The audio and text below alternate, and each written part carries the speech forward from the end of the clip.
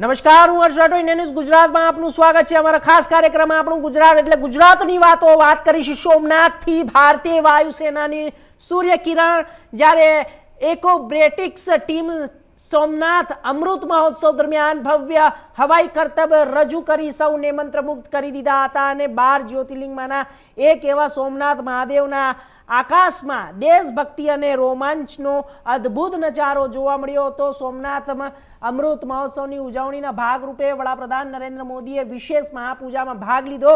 ત્યારબાદ કુંભાભિષેક અને ધ્વજારોહણ સમારોહ યોજાયો, જેમાં વિધિવત રીતે પ્રતિષ્ઠા વિધિ સાથે મંદિર પર ધ્વજા ફરકાવવામાં આવ્યો અને સમગ્ર કાર્યક્રમ દરમિયાન શ્રદ્ધાળુઓમાં ભારે ઉત્સાહ જોવા મળ્યો હતો અને સોમનાથ મંદિર પરિસરમાં ભક્તિમય વાતાવરણથી ગુંજી ઉઠ્યું હતું.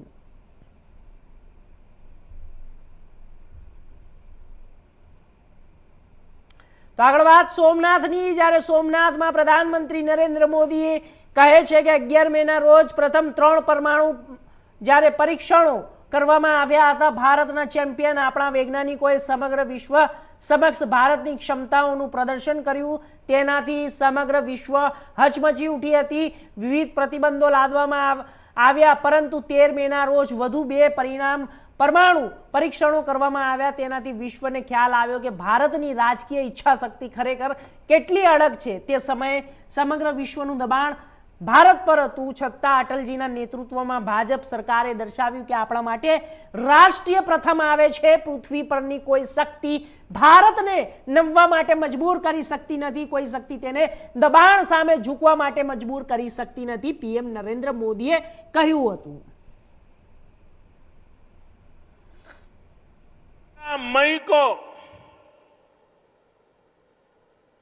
पहले 3 परमाणु परीक्षण किए.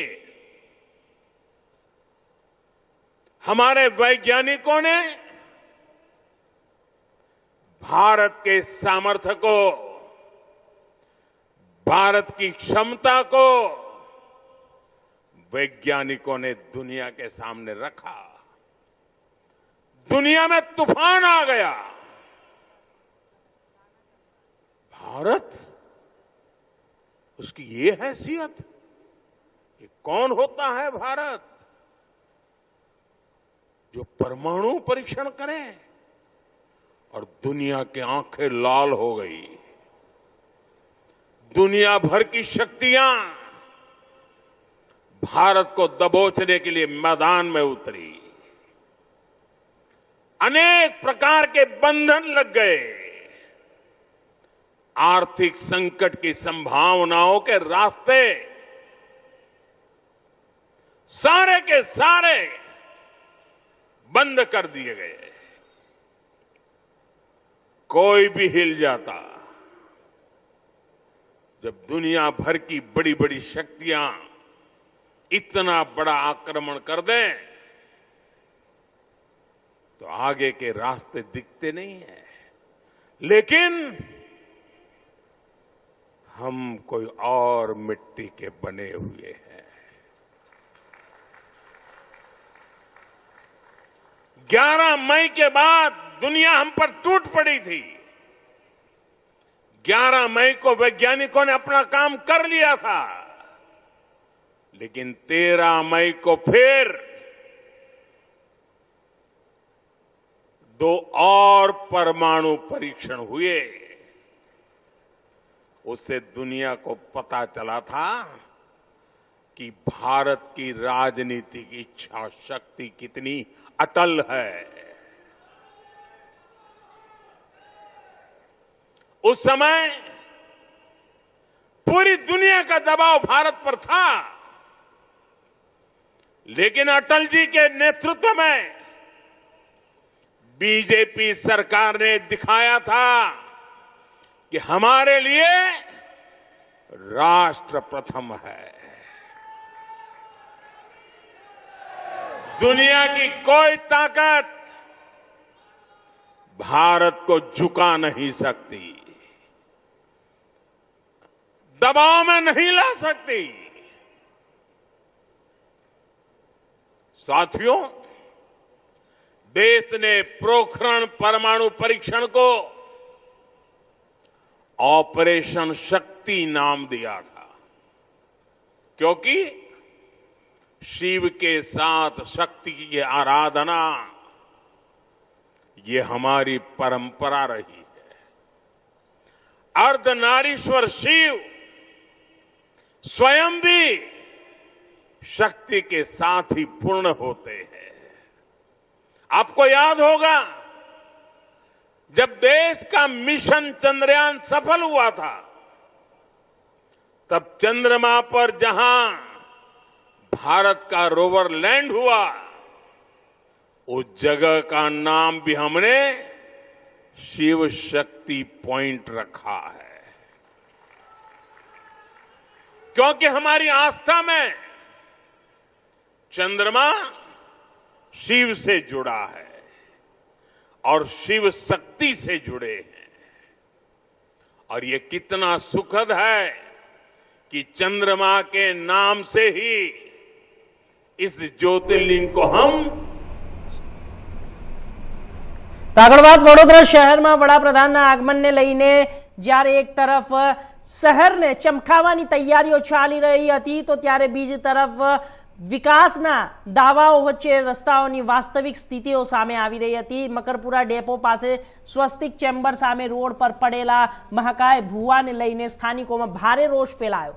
સ્થાનિકોના જણાવ્યા મુજબ ભૂવો છેલ્લા ઘણા સમયથી ધીમે ધીમે મોટો બનતો ગયો, પરંતુ તંત્ર દ્વારા તેની યોગ્ય મરામત કરવામાં આવી નથી, જેને કારણે રોજિંદા વાહન ચાલકોને રાહદારીઓને ભારે મુશ્કેલીઓનો સામનો કરવો પડી રહ્યો છે। ખાસ કરીને રાત્રિના સમયે અપૂરતી લાઇટ અને ખુલ્લા ભૂવાને કારણે અકસ્માતનો ભય વધુ બની ગયો હતો। સ્થાનિકોનું કહેવું છે કે કોઈ પણ સમયે ગંભીર દુર્ઘટના સર્જાઈ શકે તેમ છે। અને આ એક તરફ વડાપ્રધાનના આગમનને લઈને પૂર્વ શહેરના વિકાસના દાવાઓ કરવામાં આવી રહ્યા હતા, ત્યારે બીજી તરફ રસ્તાઓની દયનીય હાલતને જોઈને લોકોમાં અસંતોષ જોવા મળી રહ્યો છે।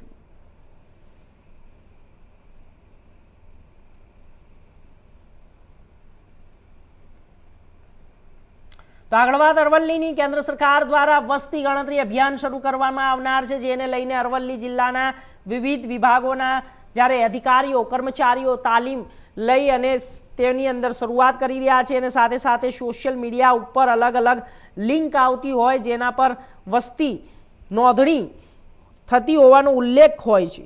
જો કે એવી કોઈ જ લિંક તંત્ર દ્વારા હાલ મોકલવામાં આવતી નથી ને આવી કોઈ જ લિંક ઓપન કરવી નહીં। ટૂંક સમયના નિષ્ણાંત કર્મચારીઓ તમારા ઘરે વિગતો મેળવવા માટે આવશે। જિલ્લાઓમાં વસ્તી ગણતરી માટે 1500થી વધુ કર્મચારીઓ જોડાશે, એટલા માટે ધ્યાન રાખવું કે કોઈ પણ આવી લિંક આવે તો તેનો ઓપન કરવી નહીં। તમને કહેવામાં આવશે કે સરકાર તરફથી લિંક આવે છે, પરંતુ તે છેતરપિંડીની લિંક હોય છે અને જે પણ વસ્તી ગણતરી માટે કર્મચારીઓ આવશે તે તમારા ઘરે આવશે। એટલે તમામ જે નાગરિકો છે તેને સાવચેતી માટે આ પાલન કરવું જરૂરી છે। આજરોજ મોડાસા નગરપાલિકા વિસ્તારમાં આગામી વસ્તી ગણતરી 2027ના ભાગરૂપે મોડાસા નગરપાલિકા વિસ્તારના અંદર 166 જેટલા શિક્ષક મિત્રો, ગણતરીદાર તથા સુપરવાઇઝરોની 3 દિવસની તાલીમનું આયોજન જેબી શાહ ઇંગ્લિશ મીડિયમ સ્કૂલ ખાતે કરવામાં આવ્યું હતું, જેની અંદર ફિલ્ડ ટ્રેનર અને માસ્ટર ટ્રેનરો દ્વારા તમામ ગણતરીદાર અને સુપરવાઇઝરોને ટ્રેનિંગ આપવામાં આવેલ હતી। આગામી સમયની અંદર 1 જૂનથી 30 જૂન સુધી હાઉસ લિસ્ટિંગ બ્લોક HLBની કામગીરી શરૂ કરવામાં આવનાર હોય મોડાસા નગરના નગરજનોને વિનંતી કે જે મિત્રો વસ્તી ગણતરી માટે જે સરકારી કર્મચારીઓ આવે તેમને સાથ સહકાર આપી સાચી માહિતી પૂરી પાડવા વિનંતી છે। જે વ્યક્તિઓ પોતાનું સેલ્ફ ઇન્યુમરેશન કરવા માગતા હોય તે સરકારશ્રીની વેબસાઇટ ઉપરથી પોતે જાતે પણ વિગતો ભરી સબમિટ કરી શકશે। સાહેબ, અમુક સોશિયલ મીડિયા ઉપર લિંક આવતી હોય છે કે વસ્તી ગણતરીની માહિતી પૂરી કરો એના કારણે એ લોકો પછી ફ્રોડનો શિકાર થતા હોય છે। આવી કોઈ લિંક હોય છે કે પર્ટિક્યુલર સરકારની કઈ વેબસાઇટ છે? સિટીઝન લોગિન માટેના ઓપ્શન અવેલેબલ છે। સરકારશ્રીની જે વખતની સૂચનાઓ જાહેરાતમાં પ્રસિદ્ધ કરવામાં આવતી છે તે ઓફિશિયલી વેબસાઇટનો જ ઉપયોગ કરો, જેની અંદર સિટીઝન લોગિન કરી પોતે જાતે OTP મેળવી વિગતો ભરી સબમિટ કર્યા બાદ એમને એક ડિજિટલ કોડ મળશે। એ કોડ જે વખતે વસ્તી ગણતરીના સ્ટાફ પોતાના ઘરે આવે ત્યારે તેમને આપશે, એટલે એમની ઓટોમેટિક તમામ વિગતો ફેચ કરવામાં આવશે।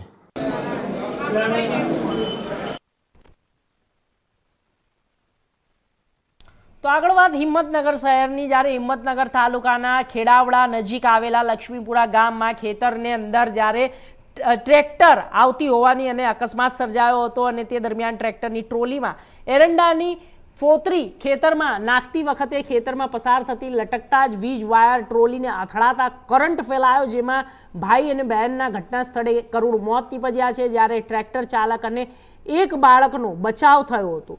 બનાવ અંગે હિંમતનગર ગ્રામ્ય પોલીસે વધુ તપાસ હાથ ધરી છે.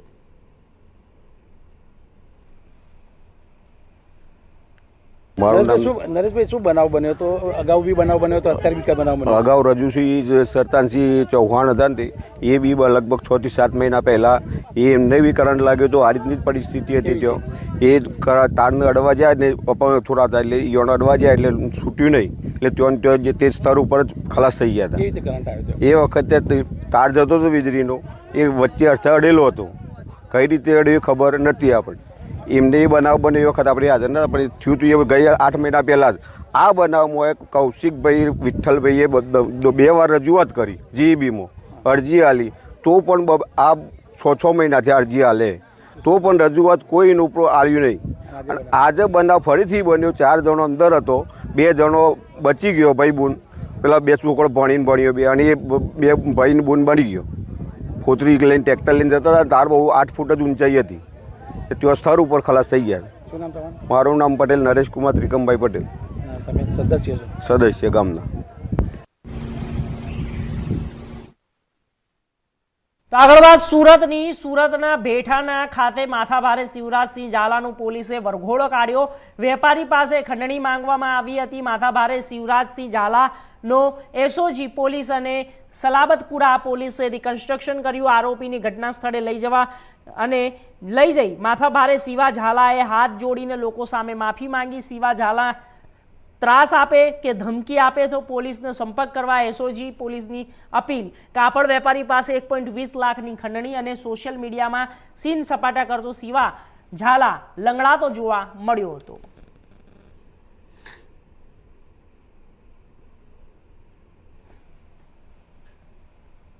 રાપર હવામાન વિભાગની આગાહી અનુસાર ગુજરાતમાં ઓરેન્જ એલર્ટ વચ્ચે સૌરાષ્ટ્ર કચ્છમાં ગરમીએ માઝા મૂકી છે. તો હજુ 4 દિવસ હીટવેવની આગાહી વચ્ચે સમગ્ર વાતાવરણ અગન ભઠ્ઠીમાં સુકાઈ રહ્યું હોય ત્યારે જ્યારે રણકાંઠો ધરાવતા વાગડ વિસ્તારના રાપર તાલુકો છેલ્લા 3 દિવસથી 42 થી 44 ડિગ્રીમાં શેકાઈ રહ્યા હોય તેવા તાલુકા મથક રાપર શહેરમાં વહેલી સવારથી જ ગ્રામ્ય વિસ્તાર તથા શહેરીજનો ખરીદી કરવા માટે ઉમટી પડે છે. એમાં પણ ગ્રામ્ય લોકો 10-11 વાગે ખરીદી કરી પરત જ્યારે વેગું વાહન મળ્યું એમાં જતા રહેતા હોય છે અને બપોરે 12:30 થી 1 વાગ્યાની વચ્ચે લોકોની અવરજવર ઓછી થઈ જાય.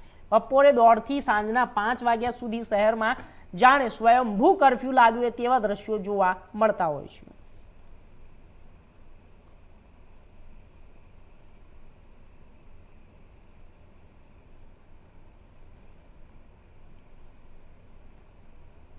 આગળ વાત હવામાનની. તો જ્યારે જૂનાગઢની અંદર હવામાન વિભાગની આગાહીના પગલે સમગ્ર રાજ્ય સહિત જૂનાગઢ શહેરમાં કાળઝાળ ગરમીનો પ્રકોપ જોવા મળી રહ્યો છે. ભારે તાપમાનના કારણે લોકો ઘરની બહાર નીકળવાનું ટાળી રહ્યા છે, જેના કારણે ભવનાથ વિસ્તારમાં હાલમાં સુમસાન દેખાઈ રહ્યું છે. સામાન્ય રીતે ઉનાળાની રજાઓ દરમિયાન ભવનાથ અને ગિરનાર વિસ્તારમાં મોટી સંખ્યામાં પ્રવાસીઓની ભીડ જોવા મળતી હોય છે, પરંતુ આ વખતે 40 થી 42 ડિગ્રી સુધી પહોંચેલા તાપમાનના કારણે પ્રવાસીઓની સંખ્યાઓમાં નોંધપાત્ર ઘટાડો જોવા મળી રહ્યો છે. ભવનાથ વિસ્તાર સહિત સમગ્ર જૂનાગઢ શહેરની અંદર અને અસર જનજીવન પર પડી રહી છે. ખાસ કરીને મહારાષ્ટ્ર સહિત અન્ય રાજ્યોમાંથી આવતા પ્રવાસીઓ પણ ખૂબ જ ઓછા પ્રમાણમાં નજરે પડી રહ્યા છે. હવામાન વિભાગની આગાહીને પગલે હાલ સમગ્ર રાજ્યની અંદર જ્યારે કાળઝાળ ગરમીનો પ્રકોપ જોવા મળી રહ્યો છે ત્યારે વાત કરીએ જૂનાગઢની તો જૂનાગઢ શહેરની અંદર પણ જે છે તે હાલ 40 થી 42 ડિગ્રી જેટલી ગરમી જોવા મળી રહી છે. સીધા દ્રશ્યો બતાવવાનો પ્રયત્ન કરી રહ્યો છું. ભવનાથ વિસ્તારનો આ રોપવે સાઈડ છે જે એશિયાનો સૌથી મોટો રોપવે જોવા મળી રહ્યો છે. ત્યાં મહારાષ્ટ્રથી મોટી સંખ્યાની અંદર પ્રવાસીઓ જે છે તે હાલ એકલ દોકલ આવી રહ્યા છે અને રોપવેની સફર માણવા માટે જઈ રહ્યા છે. હાલ 42 ડિગ્રી ગરમીની અંદર પણ જ્યાં અહીંયા ભીડ જોવા મળતી હોય છે સામાન્ય ઉનાળાની રજાઓમાં તેની સીધી અસર આ ગરમીને કારણે જોવા મળી રહી છે. ખૂબ જ ઓછી સંખ્યાની અંદર જે છે તે પ્રવાસીઓ આવી રહ્યા છે. ભાવિક જોશી, ઇન્ડિયા ન્યૂઝ, જુનાગઢ.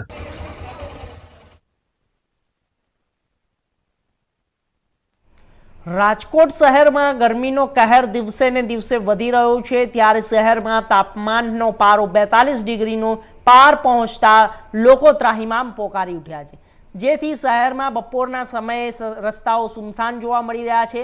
ત્યારે ગરમીથી બચવા લોકો હવે ટોપી, ચશ્મા અને જ્યારે સ્કાર્ફનો સહારો લઈ રહ્યા છે. બીજી તરફ ગરમીમાં વધતા ટોપી અને ચશ્માના વેપારીઓમાં પણ ખુશીની લાગણીઓ જોવા મળી રહી છે.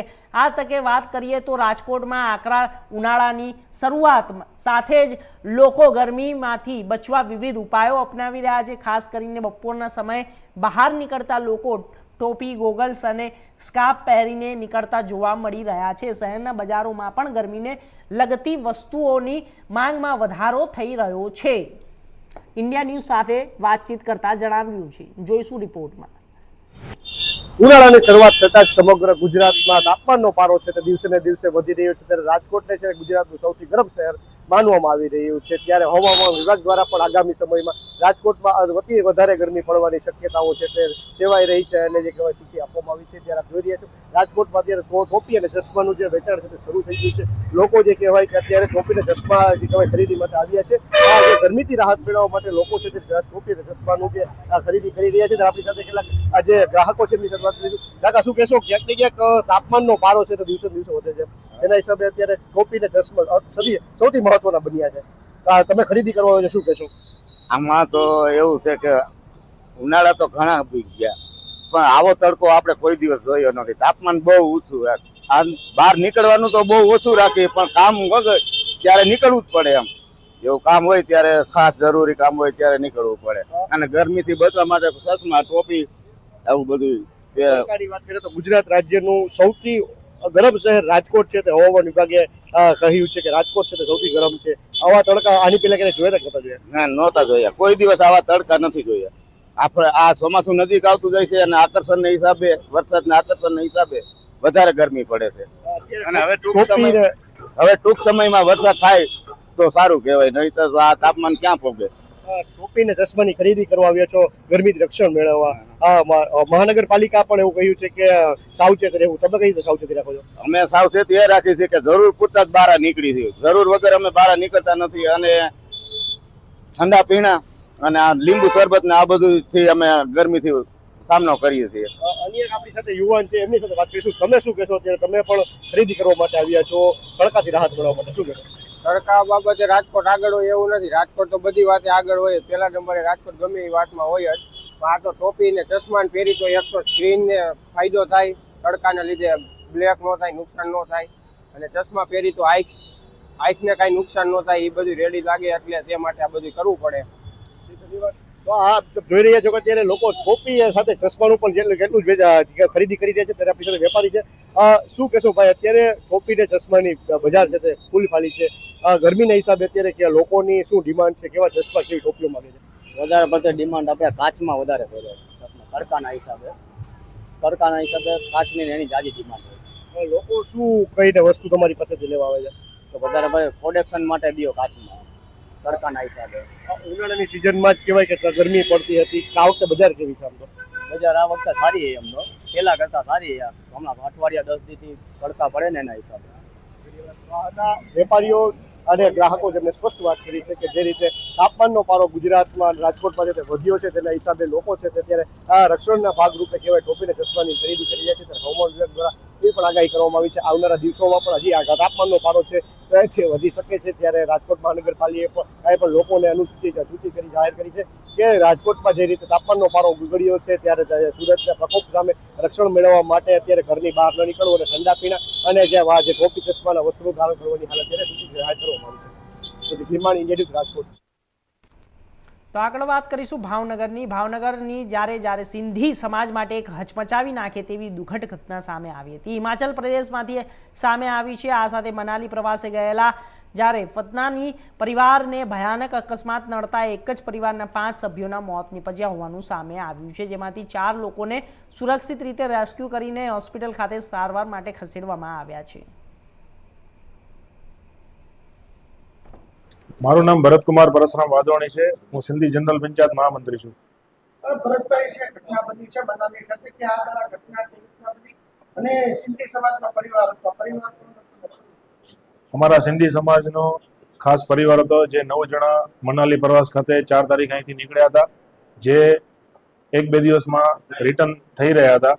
તેમનો ગઈકાલે રાત્રે 2:30 વાગ્યાની આસપાસ મનાલી પાસે દુઃખદ ઘટના બની છે, જેમાં 5 જણાનું દુઃખદ અવસાન થયેલ છે અને 4 જણા અત્યારે સારવાર હેઠળ છે, જેમાં ખાસ કરીને લલિતભાઈ જે છે તેઓ સિંધી સમાજ સાથે સોશિયલ વર્ક સાથે ખૂબ સંકળાયેલા હતા.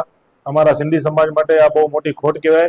જે સમાજ સેવા કરતા હતા તેઓનું ખાસ દુઃખદ અવસાન થયેલ છે. અન્ય પરિવાર પણ સાથે તો તે જોવાનું હતું અને હાલ પ્રશાસન દ્વારા કેવી રીતે મદદ કરી? તેમની સાથે લલિતભાઈ સાથે તેમના દીકરી, તેમના જમાઈ, એમના બાળકો ટોટલ 9 જણા ગયા હતા અને પ્રશાસન વતી અમને છે ને ખૂબ સહયોગ મળી રહ્યો છે. માનનીય કેબિનેટ મંત્રી શ્રી નિમુબેન બાંભણિયા દ્વારા અમને ખૂબ સારો સહયોગ મળ્યો છે. તેઓ સતત સિંધી સમાજના આગેવાનો સાથે સંપર્કમાં છે અને ત્યાંની જે કંઈ પણ વ્યવસ્થા છે તેઓ તેમના સોશિયલ વર્કર અને પાર્ટીના કાર્યકર્તાઓ તે જોઈ રહ્યા છે. તેઓ પણ અમારા સતત સંપર્કમાં છે. હાલ સમાજ દ્વારા કયા પ્રકારની કામગીરી હાથ ધરવામાં આવી છે, જે મૃતક છે તેમને લાવવા માટેની શું પ્રોસેસ? હાલ તેઓ અમારા અહીંથી 4 જણા જે ગયેલ છે તેઓ ત્યાંથી જે લીગલ પ્રોસેસ કરીને ત્યાં જ અંતિમ વિધિ કરીને પરત. તો આગળ વાત બનાસકાંઠાની. બનાસકાંઠા જિલ્લામાં જ્યારે ટ્રાફિક વિભાગ દ્વારા નવાગંજ ખાતે ખેડૂતો માટે ટ્રાફિક જાગૃતિ કાર્યક્રમ યોજાયો હતો. કાર્યક્રમમાં જિલ્લાના ટ્રાફિક પીઆઈ KH બિહોલા તેમજ માર્કેટ યાર્ડનો સ્ટાફ હાજર રહ્યો હતો. ટ્રેક્ટર, છકડા, રિક્ષા સહિત વિવિધ વાહનો પર રેડિયમ પટ્ટી લગાવી વાહન ચાલકોને માર્ગ સલામતી અંગે માર્ગદર્શન આપવામાં આવ્યું.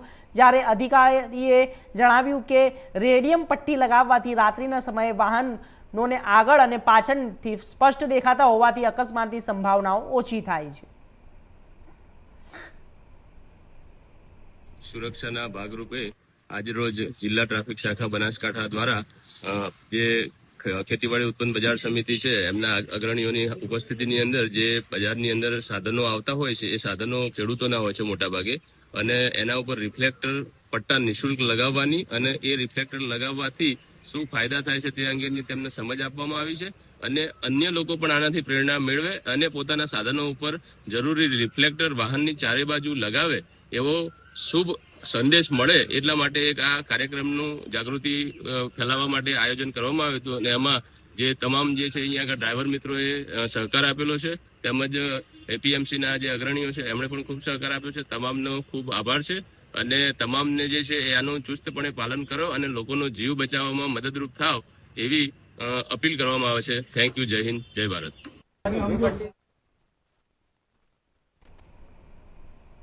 તો આગળ વાત અમરેલી જિલ્લાના જાફરાબાદ તાલુકાના ટીંબી ગામના ખેડૂત ઘનશ્યામ ભલાળાએ કૃષિ મંત્રીને પત્ર પાઠવી સરકારને માન્ય ગાંજાના વાવેતરની મંજૂરી આપવાની માંગ કરી. ખેતીમાં સતત વધી રહેલા ખર્ચને પાકના પોષણક્ષમ ભાવ ન મળતા વ્યથિત થઈ ખેડૂતોએ રજૂઆત કરી હોવાનું સામે આવ્યું છે. ખેડૂતોએ પત્રમાં જણાવ્યું છે કે ખાતર, બિયારણ, જંતુનાશક દવાઓ, ખેતીના ઓજારો, ડીઝલના ભાવોમાં અનેક ગણા વધારા થઈ ગયા છે. જોઈશું આ રિપોર્ટમાં. હું ભાઈ ભાલાળા, ગામ ટીંબી, તાલુકો જાફરાબાદ. હું એક ખેડૂત છું. આજે મેં 16/3 એક નકલ લખી હતી જીતુભાઈ વાઘાણીને સરકારના અન્ય કચેરીમાં કે સરકાર મને ગાંજો વાવવાની પરમિટ આપે, કારણ કે આજે ઘઉં, જુવાર, બાજરી, તલ, મગફળી, કપાસ, અન્ય પાકોના ભાવ તળિયે બેઠા છે. તેની સામે જંતુનાશક દવા, રાસાયણિક ખાતર, ડીઝલ, પેટ્રોલ, ખેત ઓજારોના ભાવ 2 થી 3 ગણા વધી ગયા છે. આ બાબતે અમને પોષણક્ષમ ભાવ ન મળતા, ખેડૂતોની બમણી આવક ન થતાં મેં સરકાર પાસે સરકાર માન્ય વાવેતરથી માંડીને વેચાણ સુધી ગાંજાની પરમિટ માગી હતી. તેમાં મને કલેક્ટરનો અને જિલ્લા ખેતીવાડીનો લેખિત પત્ર આવ્યો છે કે અમારા વિભાગમાં આવતું નથી. મેં જાણ્યું તો પોલીસ વિભાગમાં આવતું નથી, મામલતદાર વિભાગમાં આવતું નથી, કલેક્ટર વિભાગમાં આવતું નથી, જિલ્લા ખેતીવાડી વિભાગમાં આવતું નથી. તો આજે ખેડૂત પરમિટ વગર વાવે તો આ બધા લોકોના ઓલામાં આવે છે. ને પરમિટ માગવા જાય તો એ કોઈ વિભાગમાં આવતું નથી. આ તે સરકારનો કાળો કાયદો કેવો? તો અમારા ખાસ કાર્યક્રમ આપણું ગુજરાતમાં બસ આટલું જ. દેશ દુનિયાના તમામ સમાચાર માટે જોતા રહો ઇન્ડિયા ન્યૂઝ ગુજરાત. નમસ્કાર.